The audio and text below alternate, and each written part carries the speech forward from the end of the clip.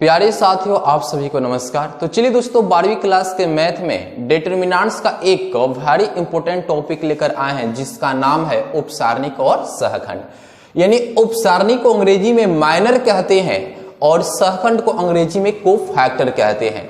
यानी प्यारे बच्चों, किसी भी सारणी के किसी भी अवयव का उपसारणिक और सहखंड कैसे ज्ञात किया जाता है, आज मैं यही आपको बताऊंगा। तो चलिए दोस्तों, सबसे बड़ी बात क्या है कि हम एग्जाम्पल द्वारा आपको बताने का प्रयास कर रहे हैं ताकि आपको बिल्कुल अच्छे तरीके से समझ में आ जाए कि उपसारणिक सारणी के किसी भी अवयव का उपसारणिक कैसे निकाला जाता है। चलिए यहां पर एक सारणिक ले लिए और इसमें आप देख सकते हैं कि इसमें अवयव 2 है, 4 है, 1 है और 7 है। अगर इसमें आपसे प्रश्न कर दे कि अवयव 2 का उपसारणिक क्या होगा, या अवयव 4 का उपसारणिक क्या होगा, या अवयव 1 का उपसारणिक क्या होगा, या 7 का उपसारणिक क्या होगा, अभी तक आपको नहीं समझ में आता होगा कि इसका उपसारणिक क्या होगा। लेकिन 1 मिनट तक आप वीडियो में बने रहिए। आज के बाद सारणी के किसी भी अवयव का आप उपसारणिक आराम से बता सकते हैं। तो प्यारे बच्चों, सबसे बड़ी बात है कि जो यहां पर 2 दिखाई दे रहा है, एक किसके स्थान पर है, तो A11 के स्थान पर है, आप पढ़े होंगे। एक किसके स्थान पर है, तो A12 के स्थान पर है। एक किसके स्थान पर है, तो A21 के स्थान पर है। एक किसके स्थान पर है, तो A22 के स्थान पर है। यहां तक तो आपको समझ में आया होगा क्योंकि आप पिछली क्लास में पढ़े होंगे।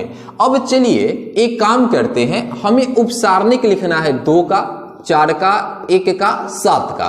तो प्यारे बच्चों, इसके लिए यहां पर हम किस तरीके से लिखेंगे उपसारणिक के रूप में, उसके लिए मैं एक छोटा सा आपको फैक्ट बता रहा हूं। यानी देखिएगा दोस्तों, अगर ऐसा लिखा रहे तो इसको कैसे मतलब हम लिखेंगे इस टॉपिक के लिए, इस अवयव के लिए। यानी अवयव AIJ के उपसारणिक को MIJ द्वारा व्यक्त किया जाता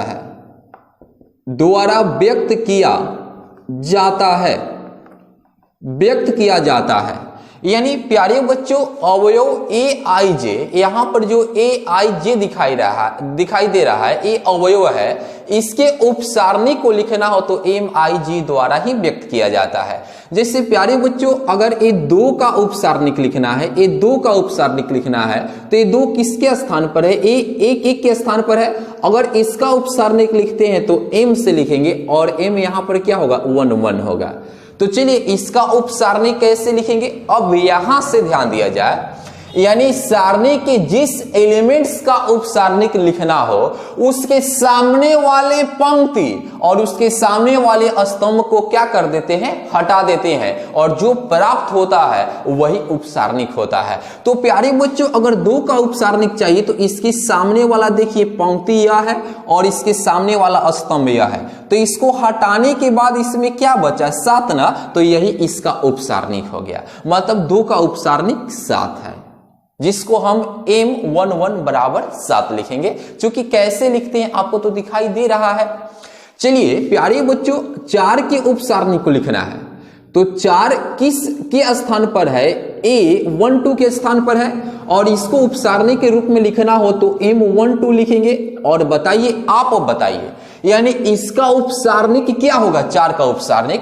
तो प्यारे बच्चों, इसका उपसारणिक लिखना हो तो इसके सामने वाले पंक्ति, तो इसके सामने वाले पंक्ति यह हो गया और इसके सामने वाले स्तंभ को हटाएंगे और जो प्राप्त होगा यही उपसारणिक होता है। तो प्यारे बच्चों, यहां पर मिल रहा है 1। अगर प्यारे बच्चों 1 का उपसारणिक पता लगानी हो तो 1 किसके स्थान पर है, A21 के स्थान पर है। अगर इसको उपसारणिक के रूप में लिखेंगे तो M21 लिखेंगे, और A इसका उपसारणिक क्या होगा, इसका उपसारणिक, तो इसके सामने वाला पंक्ति और इसके सामने वाला स्तंभ, बचा कितना, 4। और चलिए दोस्तों, M22 का उपसारणिक क्या होगा, इसका उपसारणिक क्या होगा, तो इसके सामने वाला पंक्ति और इसके सामने वाला स्तंभ कितना हो जाएगा, 2। तो प्यारे बच्चों देखिए, आज हम लोग क्या सीख गए। यानी किसी भी सारणी के किसी भी अवयव का उपसारणिक लिखना हो तो आप इसी तरीके से निकाल सकते हैं। और उपसारणिक लिखना हो तो एक बात दिमाग में रखिएगा कि जिस एलिमेंट्स का उपसारणिक चाहिए उसके सामने वाले पंक्ति और स्तंभ को कैंसिल कर देते हैं और जो प्राप्त होता है वही उपसारणिक कहलाता है, यानी उस एलिमेंट्स के लिए। तो उम्मीद करते हैं कि ये आपको अच्छे तरीके से समझ में आ गया होगा। चलिए एक और काम करते हैं, एक और हम एग्जांपल ले लेते हैं जिसमें आपको बताना है कि इसका उपसारणिक क्या होगा। चलिए एक ऐसा हम एग्जांपल ले लिए और हमसे केवल पूछता है कि 4 का उपसारणिक क्या होगा।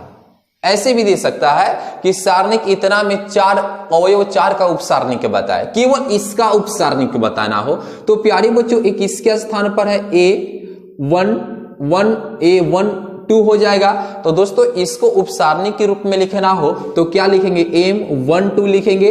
और बताइए इसका उपसारणिक बता सकते हैं, कितना आसान है। इसके सामने वाले पंक्ति और इसके सामने वाले स्तंभ को कैंसिल कर दिए, बचा क्या, 1। तो दोस्तों यही रहा आंसर। उम्मीद करते हैं कि आप निकाल सकते हैं। अगर सभी का पूछे तो सबका भी निकाल सकते हैं, सिंपल सी बात है। इसका उपसारणिक किया होगा, इसका उपसारणिक किया होगा और इसका उपसारणिक किया होगा और इसका उपसारणिक यह होगा। जैसे मैंने बताया वैसे आप निकाल सकते हैं। तो चलिए दोस्तों थोड़ा हम टॉप क्वेश्चन की ओर बढ़ते हैं। तो फिर आपका देखिए क्या स्थिति हो रहा है, आप क्या समझ में आपको आ रहा है या नहीं। उम्मीद है कि आप जरूर समझ में आपको आएगा। और चलिए ऐसा क्वेश्चन दिया है और इसमें हम आपसे प्रश्न करें, मैं यहां पर लिख दे, मैं अवयव 9 का उपसारणिक बताए, 9 का उपसारणिक बताए, 9 का उपसारणिक बताए। प्यारे बच्चों इस सारणिक दिया है और इसमें अवयव 9 का उपसारणिक पूछता है, मतलब इसका उपसारणिक चाहिए। सिंपल सी बात है। अगर प्यारे बच्चों ये देखिए तो ये क्या है 1, इसको केवल इसको क्या लिखेंगे 3 1, इसको क्या लिखते हैं 1 3 2 और इसको क्या लिखते हैं 1 3 3। तो प्यारे बच्चों इस एलिमेंट्स का उपसारणिक चाहिए तो उपसारणिक के रूप में लिखने के लिए m से लिखेंगे, क्योंकि यहां पर माइनर, यहां पर पहला लेटर देखिए, यहां पर 3 3 अब बराबर। अब बताइए यानी इसका उपसारणिक चाहिए तो इसके सामने वाले पंक्ति को कैंसिल करिए, तो इसके सामने वाला पंक्ति यह कैंसिल हो गया और इसके सामने वाले स्तंभ को भी कैंसिल करिए। क्या प्राप्त हो रहा है सर, तो यहां पर मिल रहा है 1 2 4 5 और इसको तो आपको हल करने आता है। 5 एकम 5 और माइनस 4 दूना की कितना होगा 8, यानी घट जाएगा तो -3 हो गया। यही रहा आंसर। उम्मीद करते हैं कि इसमें किसी भी एलिमेंट से अब आपकी प्रश्न कर दे कि इसका उपसारणिक बताइए, आप बता सकते हैं। तो उम्मीद करते हैं दोस्तों आज के बाद आप सीख गए होंगे कि किसी भी सारणी के किसी भी अवयव का उपसारणिक चाहिए तो आप अच्छे तरीके से बता सकते हैं। उस अवयव के सामने वाले पंक्ति और स्तंभ को कैंसिल करिए, जो प्राप्त होता है वही उस अवयव का क्या कहलाता है, उपसारणिक कहलाता है। तो चलिए दोस्तों उपसारणिक अब आपको बता दिए। अब हम आपको बताएंगे, देखिए आपको दिखाई देता होगा उपसारणिक के बाद सहखंड पर हम बढ़ेंगे। तो प्यारे बच्चों इसके लिए भी एक यहां पर लिखते हैं एक सेंटेंस जो आपको काफी मदद करेगा बनाने में। अवयव AIJ के सहखंड को 12 ये लिखेंगे AIJ द्वारा व्यक्त किया जाता है, द्वारा व्यक्त किया जाता है, द्वारा व्यक्त किया जाता है। और इसके निकालने के लिए एक छोटा सा सूत्र होता है AIJ बराबर -1 के power I plus J into MIJ होता है। तो दोस्तों ये रहा सूत्र निकालने के लिए, किसका, आपका सहखंड निकालने के लिए, यानी सारणी के किसी भी अवयव का सहखंड निकालना हो तो AIJ बराबर -1 के power I plus J into MIJ कर लेंगे। तो चलिए दोस्तों अब हम 2 टॉपिक को सिखाएंगे, यानी उपसारणिक तो बता दे, उपसारणिक के साथ साथ सहखंड को भी बताएंगे। तो प्यारे बच्चों यहां पर एक सारणिक दिया है, चलिए यहां पर डेल बराबर एक सारणिक दे रखा है, यानी दिया है 2 4 7 8। यहां पर देखेंगे 2 4 7 8 में सभी अवयव का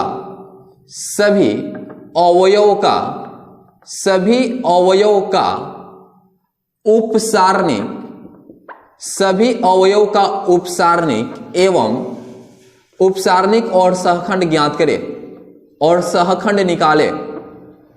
सहखंड निकालें। तो चलिए दोस्तों, एक क्वेश्चन अगर आप सीख गए तो किताब का बहुत सारे प्रॉब्लम आप अपने से भी बना लेंगे।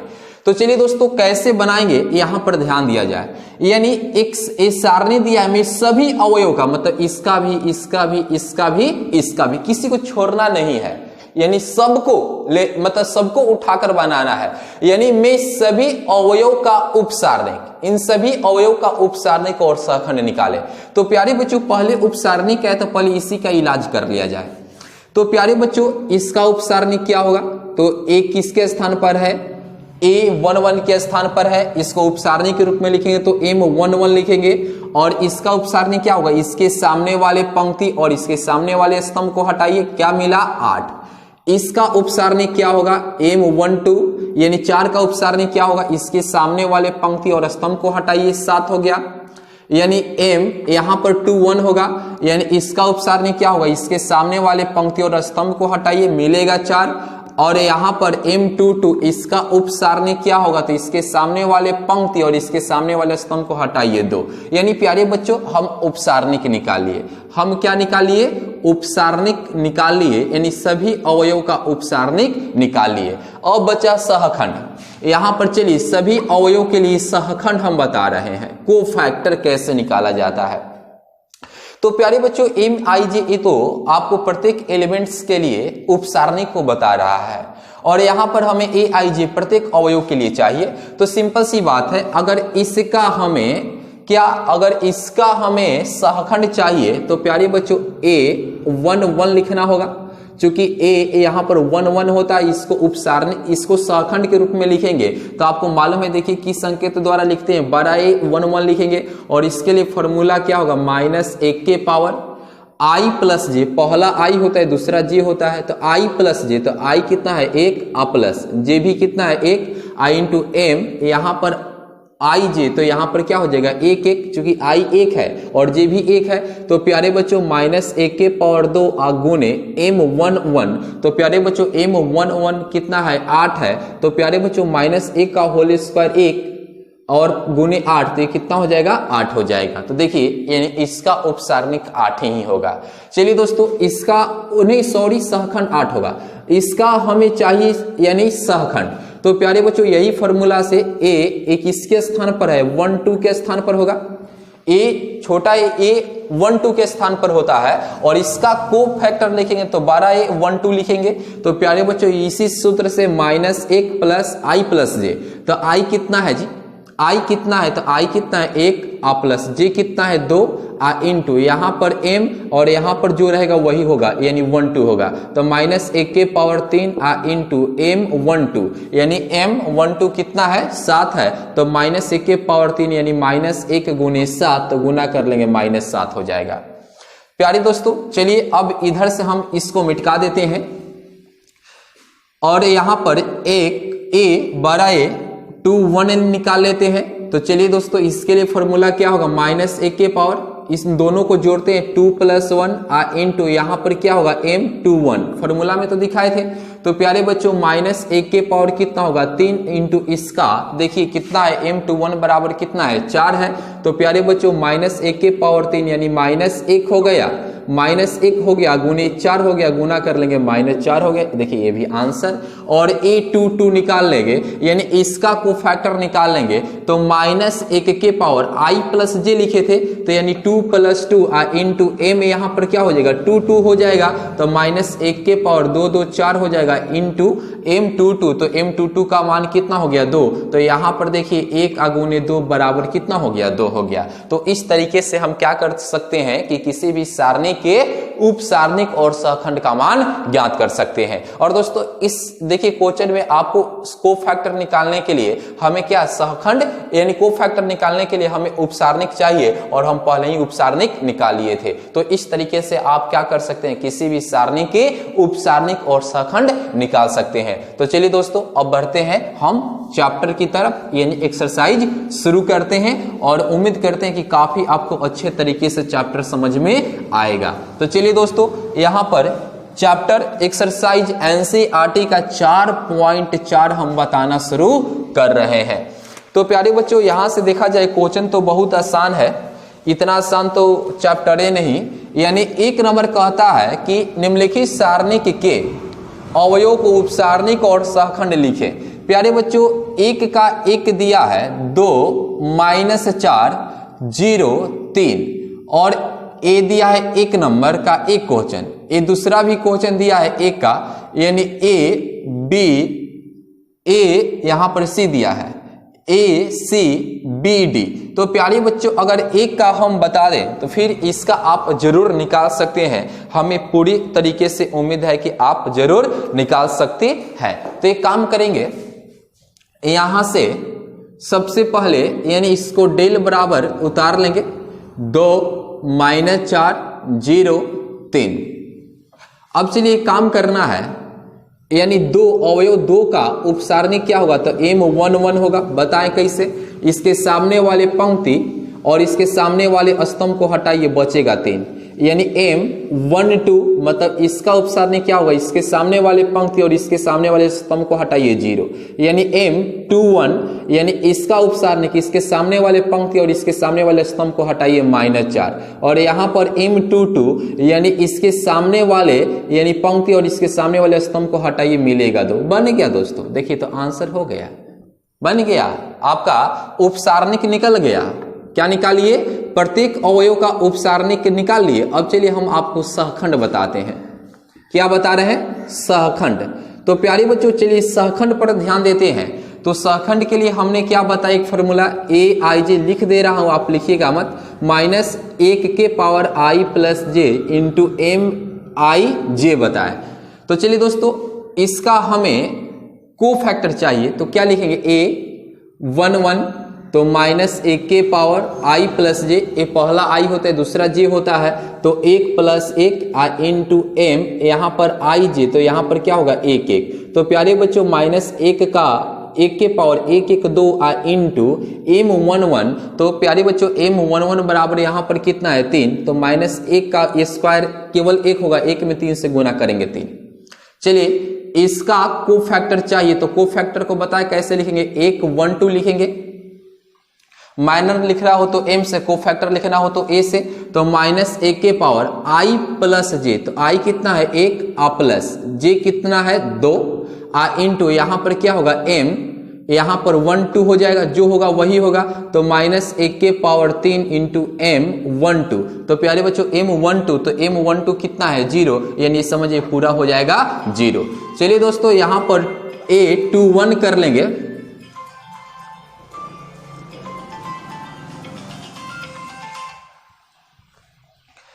तो प्यारे बच्चों यहां पर क्या कर लेंगे, -1 के पावर I + j, तो ये कितना हो जाएगा 2 + 1 I इंटू M21, तो -1 के पावर 3 हो जाएगा I इंटू M21। तो यहां पर देखिए M21 कितना है -4 है, तो -4। प्यारे बच्चों -1 के पावर -3 यानी -1 गुने कितना होगा -4, गुना कर लेंगे केवल +4 होगा। प्यारे बच्चों अगर A22 निकालना होगा यानी इसका यानी सहखंड निकालना होगा, तो -1 के पावर क्या करते हैं I + j, I भी 2 है j भी 2 है, तो 2 + 2 इंटू M क्या हो जाएगा 2 2, तो -1 के पावर 2 यानी सिर्फ बनेगा 1, आगुने इसका देखिए M22 बराबर कितना है 2 है, तो 2 इस तरीके से गुना कर लिए 2। तो चलिए इस सारणिक में जो दिया इस सारणिक के प्रत्येक अवयव का हम उप सारणिक और सहखंड निकालिए। उम्मीद करते हैं कि आपको अच्छे तरीके से समझ में आया होगा। यहाँ पर आप ऐसे भी लिख सकते हैं A11 बराबर 3, यहाँ पर A12 बराबर कितना हो गया 0, यहाँ पर A21 बराबर कितना हो गया 4, और यहाँ पर A22 बराबर कितना हो गया 2 हो गया। यही रहा आपका आंसर। उम्मीद करते हैं कि आपको अच्छे तरीके से समझ में आ गया होगा। और प्यारे बच्चों अगर इस क्वेश्चन की बात कर लिया जाए तो इस क्वेश्चन का आप तो आराम से निकाल सकते हैं उपसारणिक और सहखंड। तो एक क्वेश्चन आपके ऊपर हम छोड़ रहे हैं, चूंकि आप बनाएंगे तो आपकी हौसला काफी बढ़ेगा। तो चलिए इस क्वेश्चन को हम मिटा देते हैं। अब चलिए हम बढ़ते हैं यानी 2 नंबर क्वेश्चन। प्यारे बच्चों 2 नंबर क्वेश्चन की ओर बढ़े तो 2 में भी 2 क्वेश्चन दिया है, बहुत आसान। 1 0 0 1 यहां पर 0 0 दिया है, 0 1 0 दिया है और 0 0 1 दिया है। चलिए, यानी कहता है प्रत्येक अवयव का उपसारणिक और सहखंड निकालना है। प्यारे बच्चों चलिए M11 निकाले तो इसके सामने वाले पंक्ति या स्तंभ या क्या बचेगा 1 0 0 1 क्या हो जाएगा, गुना करेंगे 1 माइनस 0 बराबर 1।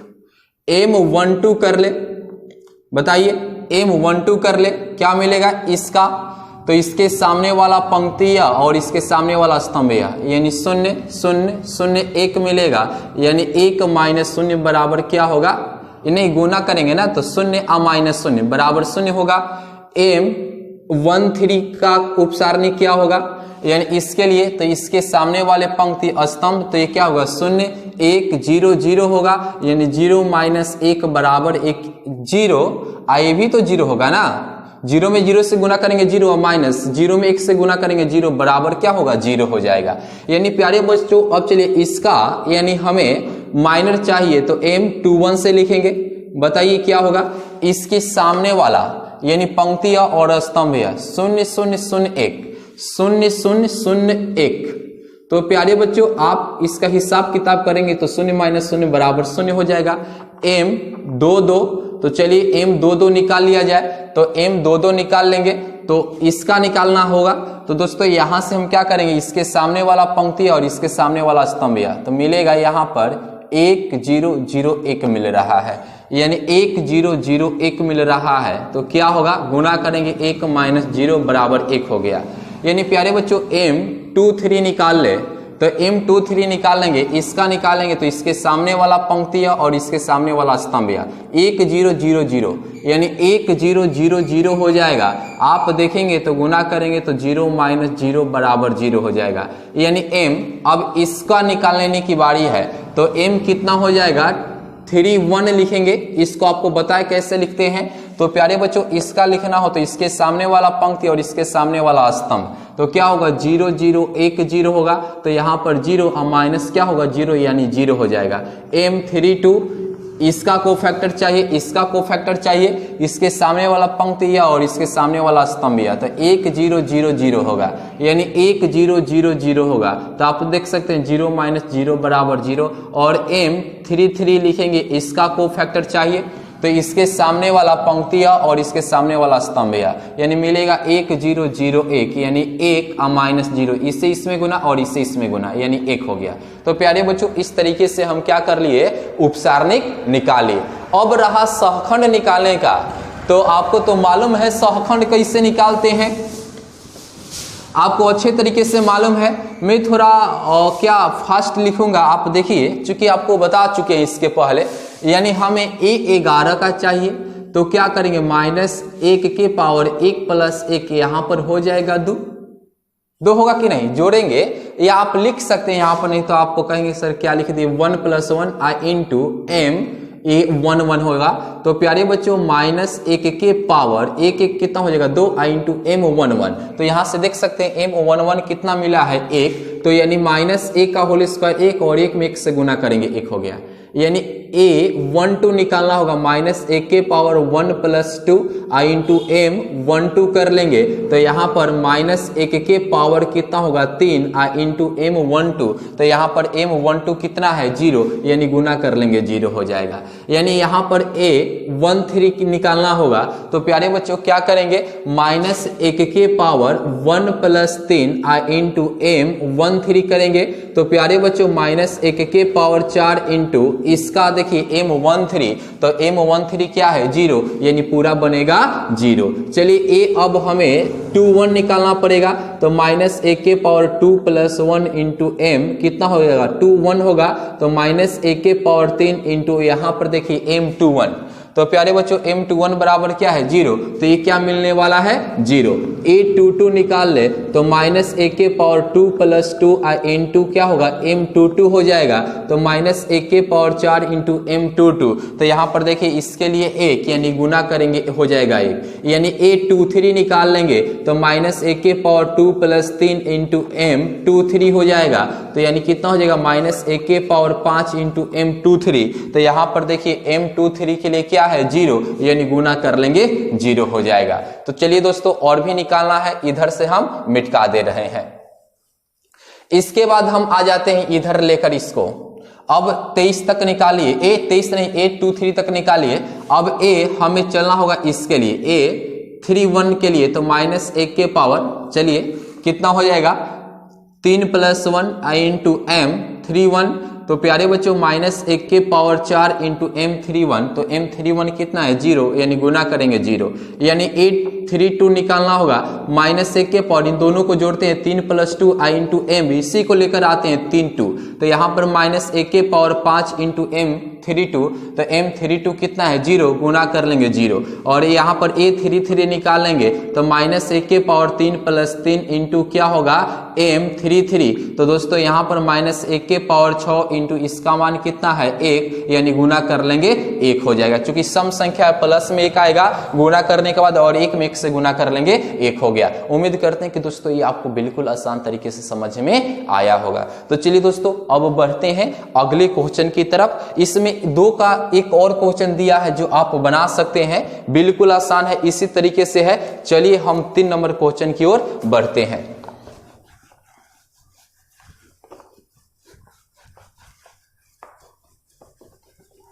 चलिए 3 नंबर क्वेश्चन की ओर बढ़ते हैं। बहुत आसान क्वेश्चन दिया है, बहुत आसान दिया है। दूसरी पंक्ति के अवयव के, देखिए इसमें लिख दिया है एक बात है, दूसरी पंक्ति के अवयव के, दूसरी पंक्ति के अवयवों के सहखंडों का प्रयोग करके, चलिए यहां पर तो एक बात अलग से दिया है, सहखंडों का प्रयोग करके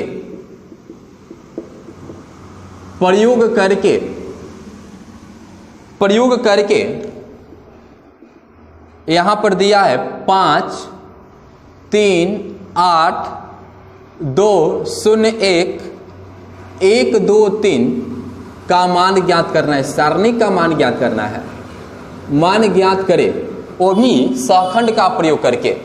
प्यारे बच्चों जब भी ऐसा क्वेश्चन मिले ना तो समझिए कि इतना आसान तो कोई क्वेश्चन है भी नहीं है, बिल्कुल आसान क्वेश्चन है, घबराइए मत।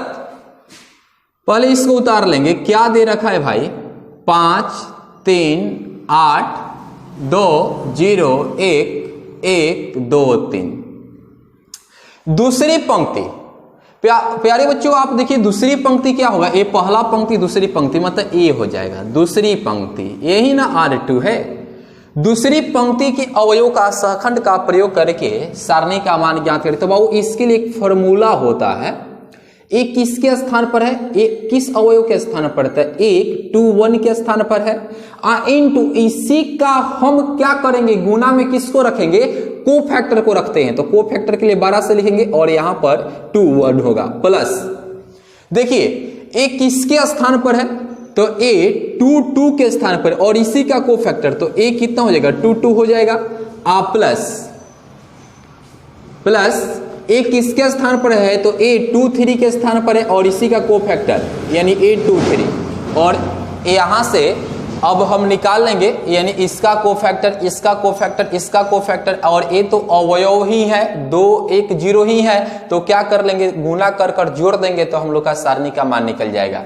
तो प्यारे बच्चों 8 1 ये तो देवे किया है, इसका हमें क्या निकालना होगा उप, यानी इसका हमें निकालना होगा क्या, सोचिए इसका हमें निकालना होगा को फैक्टर, यानी इसका को फैक्टर चाहिए, इसका भी को फैक्टर चाहिए, इसका भी को फैक्टर चाहिए। दोस्तों अगर एक बात बताइए, थोड़ा दिमाग रखिएगा, यहां पर पहली पंक्ति के अवयव को कहे तो यहां पर a 1 1 है, तो a 1 1 इंटू बड़ा a 1 1 हो जाएगा, प्लस a 1 2 हो जाएगा इंटू बड़ा a 1 2 हो जाएगा, प्लस यहां पर a 1 3 हो जाएगा इंटू बड़ा a जो को फैक्टर को बताता है 1 3 हो जाएगा, और इस तरीके से निकालेंगे। फिर इसके लिए वही सूत्र अप्लाई करेंगे। आपको समझ में आ गया सारणी का निकालने के लिए उप यानी सहखंड द्वारा। तो चलिए दोस्तों सबसे पहले a हम 2 1 निकाल लेते हैं। तो प्यारे बच्चों सूत्र बताइए दिए, -1 प्लस क्या होगा, इन दोनों को जोड़ते हैं 2 + 1 इंटू m, यहां पर कितना होता है 2 1 होता है। तो प्यारे बच्चों -1 के पावर 3 इंटू m21, इसका को फैक्टर, इसका माइनर चाहिए 2 का, तो इसका माइनर के सामने इसका माइनर निकालना हो तो एक आपको बात बताए ना, क्या बताए बताइए, क्या बताए हैं बोलिए, कहेंगे सर इसके सामने वाले पंक्ति और इसके सामने वाले स्तंभ को हटा दिया जाए तो 3 8 2 3 मिल रहा है, 3 8 2 3 मिल रहा है। हल कर लेंगे, -1 के पावर 3 इंटू 3 के 9 और -8 दूना का 16, तो कितना हो जाएगा -1 के पावर 3 यानी -1 का गुणे कितना होगा -7 हो जाएगा, यानी +7 हो गया। तो चलिए दोस्तों यहां से आप एक काम कर सकते हैं, सबको निकाल लिया जाए, पहले इसका निकाल लिया जाए। तो इसको निकालने से कोई फायदा है नहीं, क्योंकि a22 इसके स्थान पर 0 है तो ये तो पूरा 0 कर देगा। चलिए यानी 1 2 3 तो अवयव है, इसका निकाल लिया जाए, ये ठीक रहेगा, यानी a23 का निकाल लिया जाए। तो -1 के पावर 2 + 3 इंटू क्या होगा, यानी यहां पर लिखेंगे m23। तो प्यारे बच्चों -1 के पावर 5 इंटू आपको मालूम है, यानी इसका हमें उपसारणिक चाहिए, तो इसके सामने वाला पंक्ति और इसके सामने वाले स्तंभ। चलिए तो क्या मिलेगा 5 3 1 2, 5 3 1 2 मिलेगा।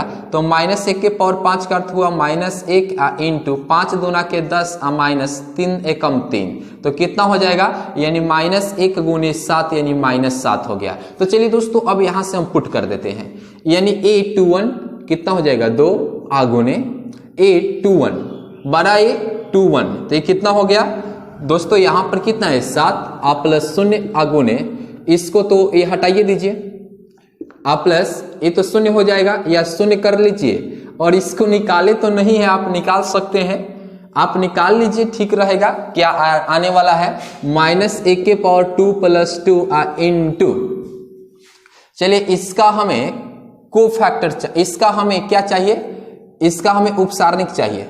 तो ये क्या मिलेगा 5 8 1 3, 5 8 1 3, तो -1 के पावर 4 इंटू गुना करेंगे 15 -8, तो कितना होगा 1 और 15 में से 8 जाएगा 7, यानी 7 हो जाएगा। प्लस इसके लिए a23 कितना है 1 गुणे a23 कितना है जी, बड़ा a23 कितना है -7 है। तो आप यहां से देख सकते हैं कि 7 दूना के 14 प्लस ये कितना होगा 0 प्लस -7, ये कितना होगा 14 - 7 यानी 7, यही रहा आंसर। अरे यार आप टेंशन मत लो, मैंने तो पहले ही आपको बता दिए थे कि हमें कोफैक्टर कैसे निकालते हैं और माइनर कैसे निकालते हैं, आप तो वही तो है, आप आराम से निकाल सकते हैं। तो चलिए दोस्तों हम बढ़ते हैं क्वेश्चन नंबर 4 की तरफ, और सेम टू सेम ऐसा ही क्वेश्चन दिया है। हाँ लेकिन यहां पर थोड़ा क्या एक किया है मैं बता रहा हूं, तीसरे स्तंभ दिया है, यहां पर देखिए तीसरे स्तंभ दिया है, तीसरे स्तंभ के अवयव के सखंड का प्रयोग करके हमें सारणी का मान निकालना है, दिया है 1 1 1। एक प्रॉपर्टी के आधार पर भी ऐसा आपको क्वेश्चन बनाने को मिला होगा, आपको याद भी होगा, ऐसा हम उम्मीद करते हैं। का मान निकाले। चलिए एक क्वेश्चन बहुत आसान क्वेश्चन है। तो चलिए दोस्तों हमें तीसरे स्तंभ मतलब तीसरा स्तंभ यह हो गया।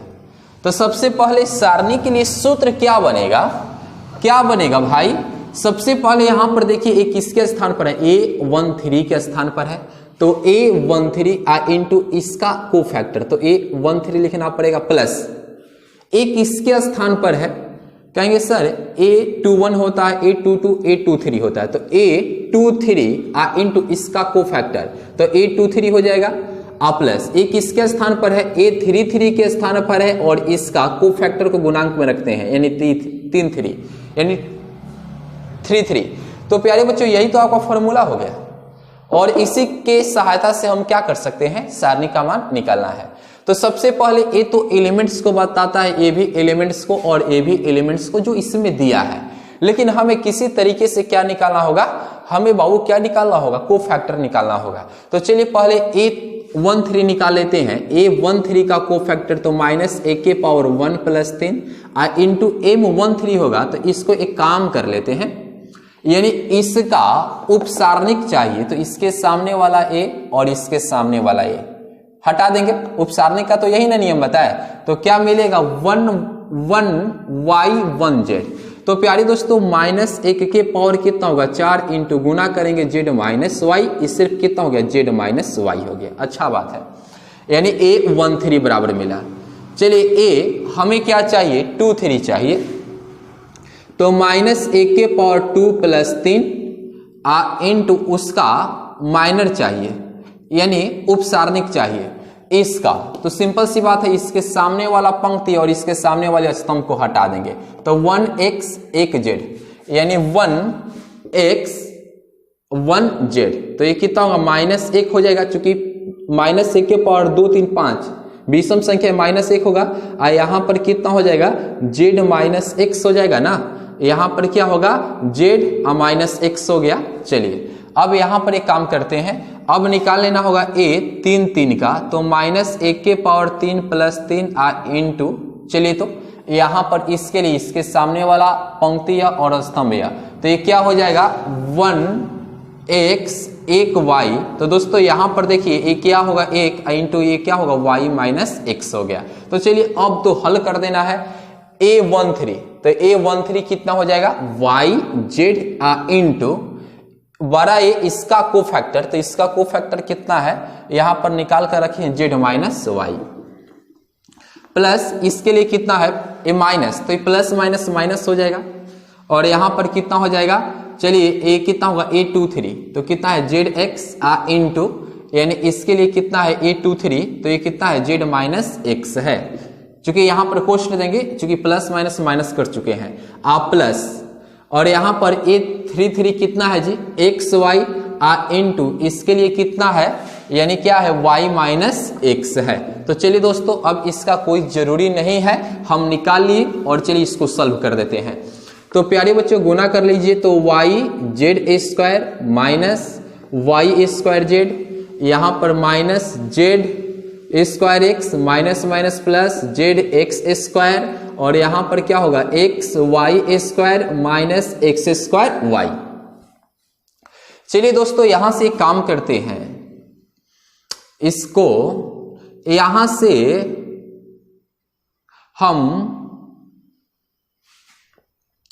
यानी yz² minus y²z minus za²x, हाँ एक काम करना होगा, चलिए इससे हम z कॉमन कर लेते हैं।